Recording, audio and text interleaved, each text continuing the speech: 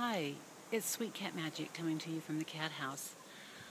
I want to talk to you about pet safety and the single most important thing that you can do to ensure that your dog or cat will be returned to you should they get lost. And that is microchipping them. Microchipping is a simple and easy procedure that is performed by your vet. Sometimes they'll have microchip clinics around different areas. It's a little piece of rice-type metal, and it has a number on it. And it is inserted through with a syringe into the back of your pet's neck. And what that does is, should your animal ever get lost and picked up by Humane Society or somebody like me who's an animal rescuer, I carry a scanner in my car. And what I can do is I take the scanner and I run it over the back of the neck of the animal. And if it has a chip, it will ding and give me the number. Then I can call. If it's a particular type of chip, I know where it's come from. If it's an avid chip, it would be from our Humane Society, our local vets, and it's usually in the database Humane Society. So I can call them and get the name and number of the animal's owner. If it's another kind of chip, I'll be able to call that company and also try to get the name and number of the owner from the company. It's the most important critical thing that needs to be done is the chip has no information about you on it, it only has a number. So you have to keep your information up to date.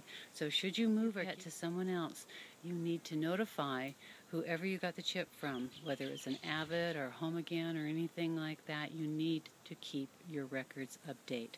That is the single most important thing you can do. The second important thing you can do is to put a collar on your animal. Now that's not just a collar, it's a collar with identification on it. I've been on several boards of humane societies and rescue groups, and one of the things that we all know is that an animal can be turned in and have a nice sweet collar on it. But all that tells us is that someone owned this animal. It doesn't tell us who. So you need to make sure that if you've got a collar, it's got tags. And you can get a tag quite easily if you have a tag because you've got your dog licensed. It'll have a number on it, and they'll have a database of your information. If you can just put a tag that you can order online or get at Petco or something, make sure that tag is on there. And if all else, you just take a permanent marker and write your phone number on that collar. You would be amazed. Whenever I run across an animal that's loose, and the first thing I did, oh, I hope there's just ID on that animal, because it makes it so much easier for me to return that animal to you. And I do return both dogs and cats. Now, the ones that I can't find the owners of, for whatever reason, I bring to the cat house. And every animal that comes into the cat house is spayed and neutered and microchipped so that they all have their own kind of identification should they ever go get loose outside of my cat-proof fenced area for them. Now, I will be talking about a way that you can make a very inexpensive collar for your cat or kitten. And I had to do that because I had recently 5 little kittens that I had rescued, and 3 of them were almost like triplets that were identical looking. So what I did is I started out putting hair ribbon type, the little squinchy type of things that you put your ponytail in, and I could identify them that way. And as they got bigger, I needed to upgrade their collar. So I'll be showing you an easy way that you can make a very inexpensive collar for your kitten and for your cat. And you can make dozens of them for just a few dollars. And I'll be showing you what you will need to do that.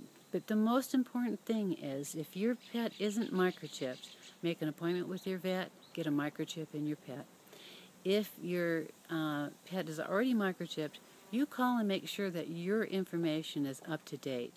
Those 2 things are critically important. And third, please, please put a collar on your pet. with identification. Your phone number is all we need. We don't need to know what their name is so much. People will put a tag and put the name like Ruffy on there. All I can do is say, Ruffy, who owns you? What's your phone number, Ruffy? So please take that extra step and write your phone number on your pet's collar. You can do it on the outside of the collar and also on the inside of the collar, because what I do when I find an animal is I always check their collar, and I even try to take the collar off and see if somebody could have put some identification address tag or something like that inside the collar. So please do that. Okay, that's my message for today. Love your pets. Bye. Oh, I have a P.S. Every Valentine's Day, I use that as a time to contact my local Humane Society and verify that all my information is correct and that they haven't lost it. There has been times that our local Humane Society, when they upgraded their database, lost all the information. So use Valentine's Day, the day of love, to remember to love your pet. One last thing is, if your cat likes to kill birds, please get a collar with a bell on it. That'll make a big difference. Okay, bye-bye. Because I'm filming at the cat house today, I thought I'd show you some of the cats that are hiding around in the bushes. They all love to be at the cat house, and they have free range.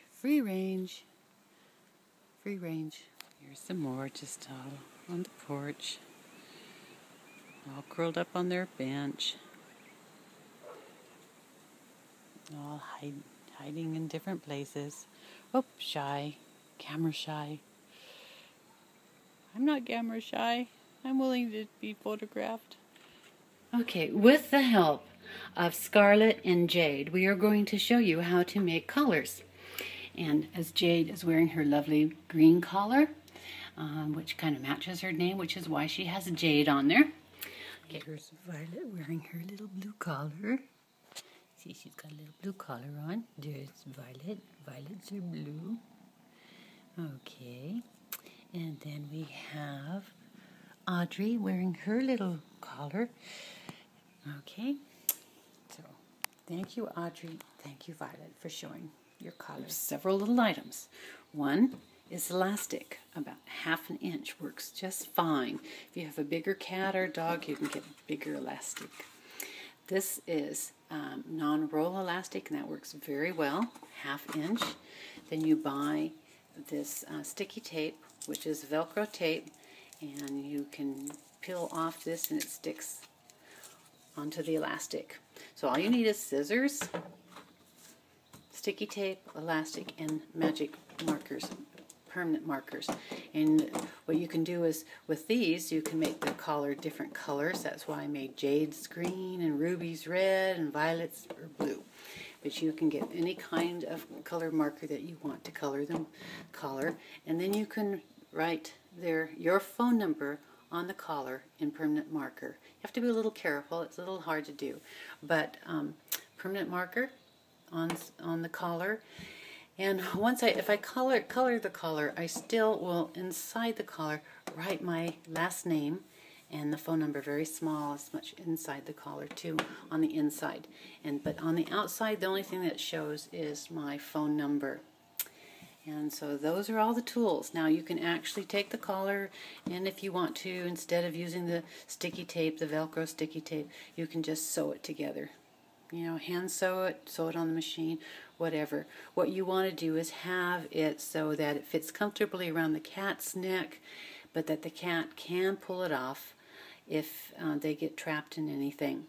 You can go ahead and make up a whole bunch at one time, get a whole roll of this, and just spend 10 minutes just making little circle collars at the phone number. Do the phone number on it first before you sew it.